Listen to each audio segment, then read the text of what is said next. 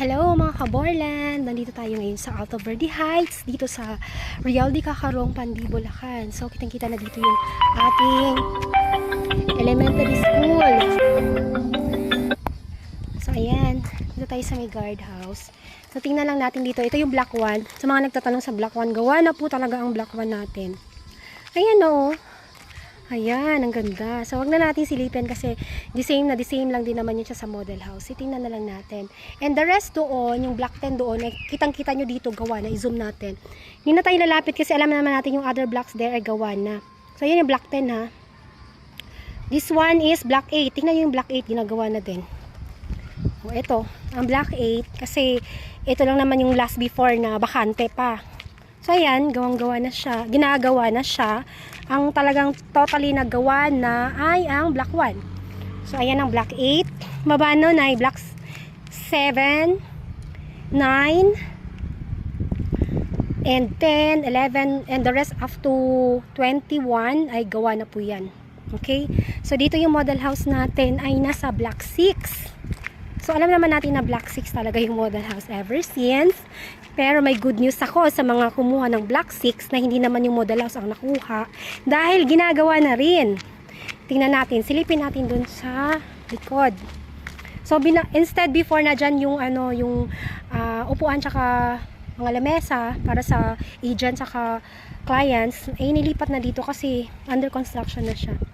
So, dito na siya sa likod ng model house. Ayan na. So, nakita nyo yan sa likod, ginagawa na din. So, halos lahat na dito ginagawa na. So, silipin natin hanggang block 2. So, ayan yan. O, ginagawa na yun. Okay, so, it's block 6 dito. Syempre yung block 7 na yun. Nandito, block 4. Ayan block 4. Under na rin na, ginagawa na rin yung block 4. Makita nyo may mga buhangin. Tsaka dun sa likod nun is block 5. Naka-zoom ito para madali nyo makita.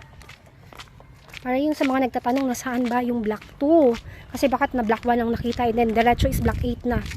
So this one is block 4. Ayan Then sa likod niyan yung mga tinatayong bahay dyan. Block 5. Okay. So ito yung block 3. Ayun block 3. Isang hilera yan. Ginagawa na rin dami. May mga poste na doon. Tingnan nyo yun yan. Ito yan sa sa mga staff. Sa mga staff lang yan. Ganyan, yun yung water. At yun naman yung block 2. Yun sa may tubig doon banda. Yun. Okay, yun. Block 2 na yun doon. Okay, so ayan na. Gawang-gawa na po yung bahay ninyo. So, ito. Kasi dito naman sa harapan natin is field office. O, ayan. So, alam nyo, nakita nyo na yung block 2 nandoon sa tabi ng water na yan. Ginagawa na rin ongoing. Block 3, eto, ongoing yan. Then, eto yung block 4. Then, dun sa unahan, yun yung may mga ginagawa dun na bahay ay nasa 5. So, yun naman yung block 7. Dun sa dulo nagawa na din, See? Okay, so ako na-excite na rin ako. Abangan natin next year yung first batch to third batch na ma-turnover. Syempre, mauna talaga is in-house financing. Yan, hindi na natin siya i-zoom.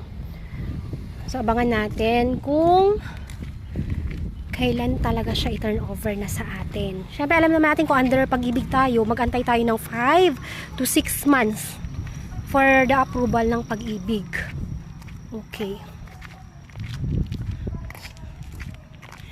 So, ayun. Dun sa mga hindi pa nakapag-subscribe sa akin dito sa Kurt Raver natin na YouTube channel, sana mag-subscribe na kayo.